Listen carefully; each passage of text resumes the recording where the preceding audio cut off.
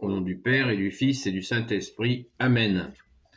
La paix de Jésus soit dans votre maison. J'espère que vous allez bien, que vous êtes dans la paix et la joie de Jésus. Alléluia. Eh bien, nous lisons la parole du jour. Je le répète, la parole qui est lue dans toutes les saintes messes d'aujourd'hui. Et le fait de lire la parole tous en même temps, eh bien, cela est notre grand bonheur, parce que nous le faisons tous en même temps. Nous accueillons ta parole, Jésus, la même, en même temps, et je pense que c'est intéressant d'en prendre conscience. Les trois croix. Merci Jésus. Évangile selon saint Luc, chapitre 24, versets 35 à 48. Et eux, de leur côté, commencèrent à raconter ce qui s'était passé sur le chemin et comment ils l'avaient reconnu à la fraction du pain. Ça, on est directement dans la suite du texte d'hier. Jésus se montre aux apôtres. Il parlait encore lorsque Jésus lui-même se trouva au milieu d'eux et leur dit « Paix à vous !» Il y eut un moment d'épouvante. Saisis de peur, ils croyaient voir un esprit. Alors il leur dit « Pourquoi ce trouble ? Pourquoi de telles idées vous viennent-elles à l'esprit ? Voyez mes mains et mes pieds, oui c'est moi, touchez-moi. Et regardez, un esprit n'a ni chair ni os, comme vous voyez que j'en ai. » En disant cela, il leur montra ses mains et ses pieds, et comme dans leur joie et leur étonnement, ils hésitaient encore à croire, il leur dit « Avez-vous ici quelque chose à manger ?» Alors il lui donne une part de poisson grillé et une portion de miel. Il le prend et le mange devant eux. Dernière instruction aux apôtres. Jésus leur dit « Rappelez-vous mes paroles lorsque j'étais encore avec vous pour vous parler. Il faut que s'accomplisse tout ce qui a été écrit à mon sujet dans la loi de Moïse, les prophètes et les psaumes. » Alors il leur ouvrit l'intelligence. Alors il leur ouvrit l'intelligence pour qu'ils comprennent les Écritures. Il leur dit « Vous voyez, c'était dans l'Écriture.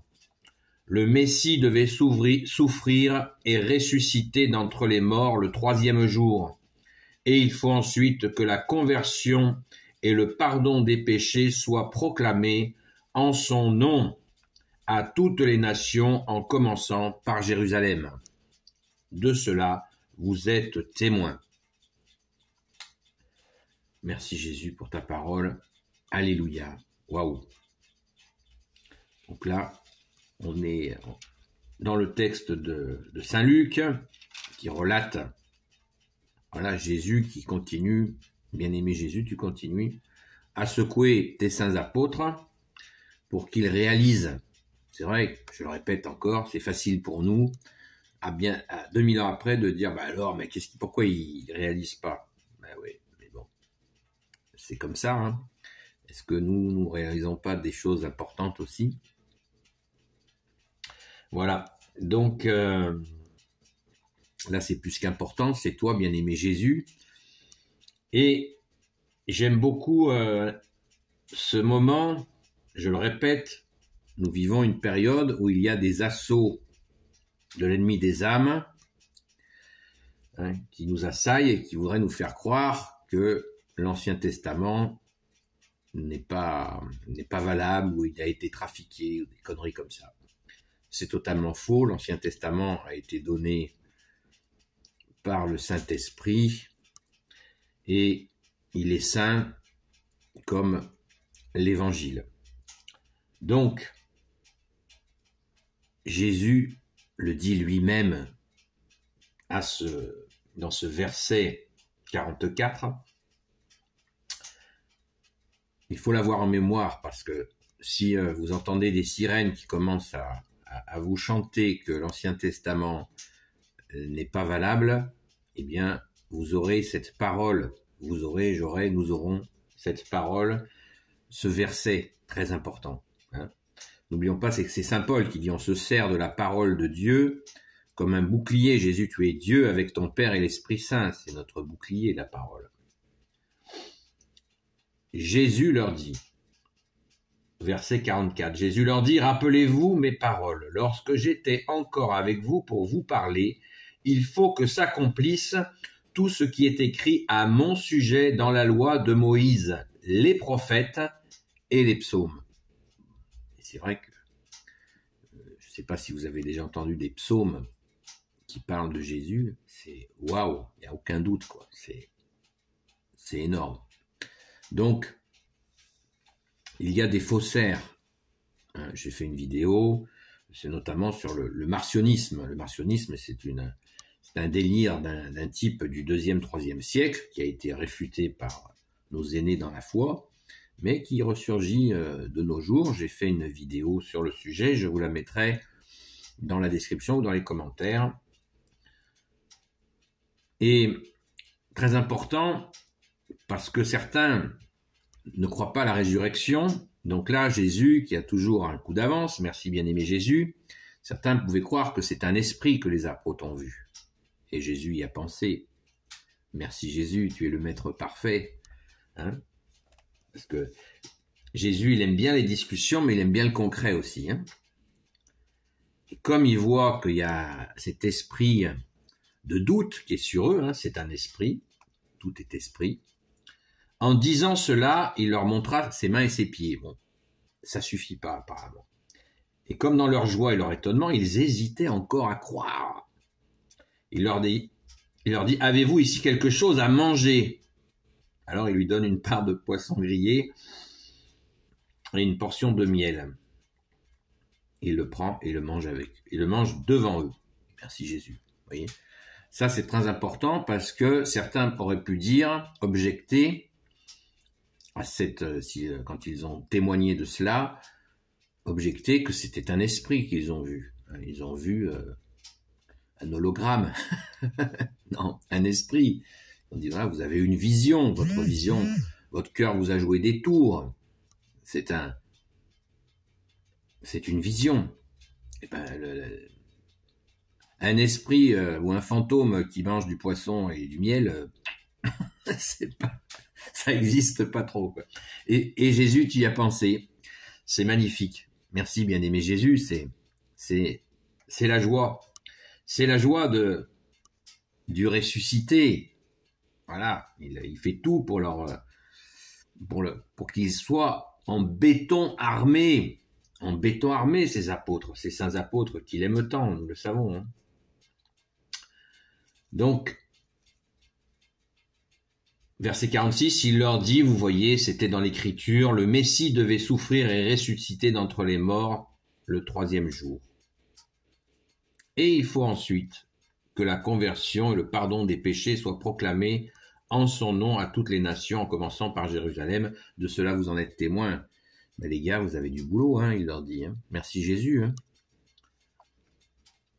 Vous avez du boulot, les gars, vous êtes témoins de la résurrection du Messie tant attendu, du ressuscité.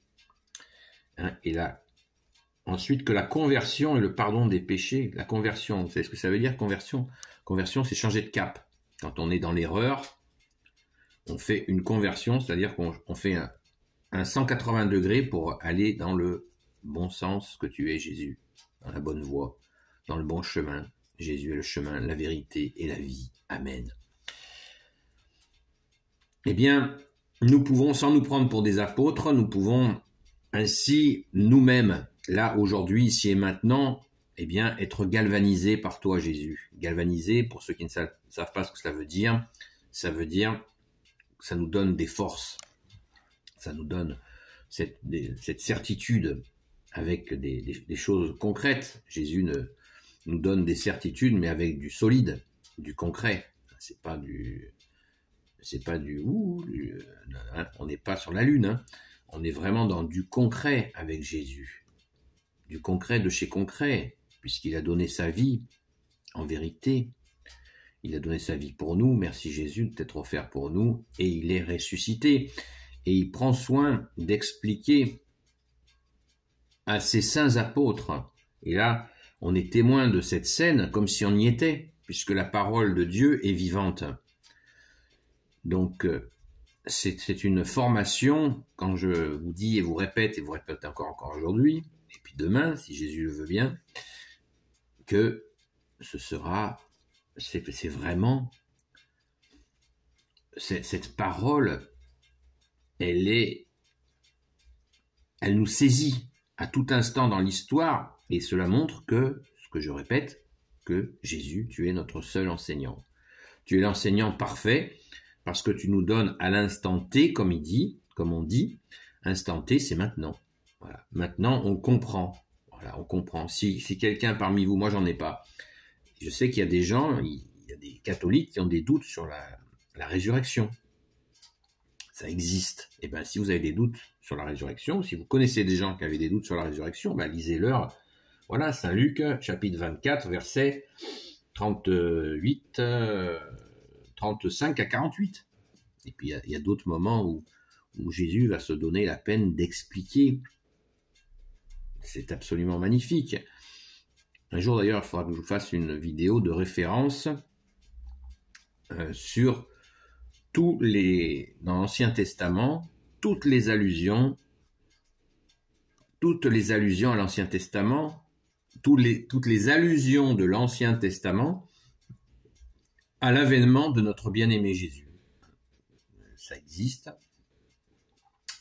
Des prêtres qui sont des érudits, hein, des gens qui ont vraiment des connaissances absolument extraordinaires. Ils ont un charisme de Jésus là-dessus, et ils communiquent donc la liste, parce que faire la recherche soi-même, je vous garantis que ça prend du temps, et eux l'ont fait, donc ça sert à rien de réinventer l'eau chaude. Hein.